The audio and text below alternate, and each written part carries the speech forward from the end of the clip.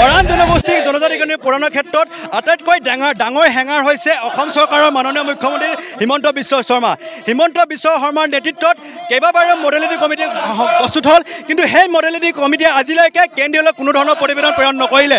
গতিকে এইটো কথা স্পষ্ট হৈছে যে মডেলিটি কমিটিখন কেৱল এখন নাটক, আৰু সেই নাটকৰ কথা মৰাণ জনগণৰ ৰাইজে বুজি পাইছে, আৰু ৰাইজে বুজি পোৱাৰ কাৰণে পুনৰ মৰাণ জনজাতিৰ মৰাণসকলৰ যি জনজাতিকৰণ দাবী, সেই দাবী যাতে আমি আজৰি আনিব তাৰ বাবে কিন্তু ৰাইজে ৰাজপথলৈ ওলাই আহিছে।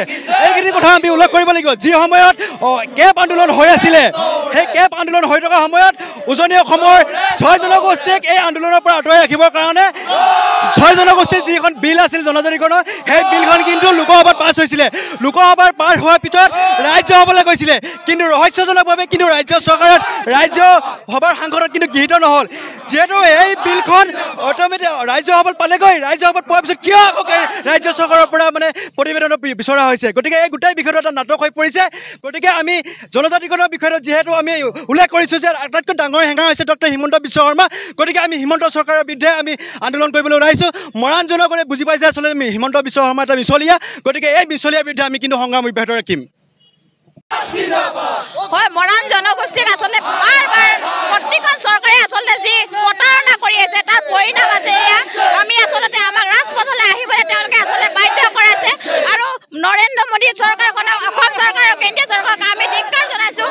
মৰাণ জনগোষ্ঠীৰ যি আজন্ম অধিকাৰ, মৰাণ জনগোষ্ঠীৰ যি জনজাতিকৰণ ষষ্ঠ অনুসূচীভুক্ত স্বায়ত্তখন প্ৰদান নকৰা পৰ্যন্ত মৰাণ জনগোষ্ঠী কেতিয়াও ক্ষান্ত নাথাকে। আমি পৰৱৰ্তী সময়ত কিন্তু ইয়াতকৈ জলদি আন্দোলন কৰিবলৈ বাধ্য হ'ম। আজি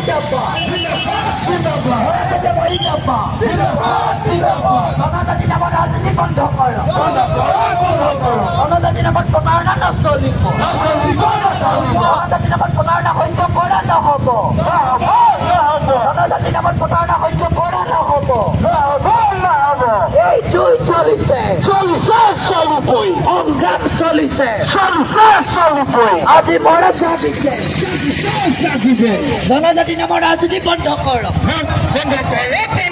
বিজেপি চৰকাৰ হুঁচিয়া, হিমন্ত বিশ্ব শৰ্মা মিছলীয়া, নৰেন্দ্ৰ মোদীৰ কাম নাই।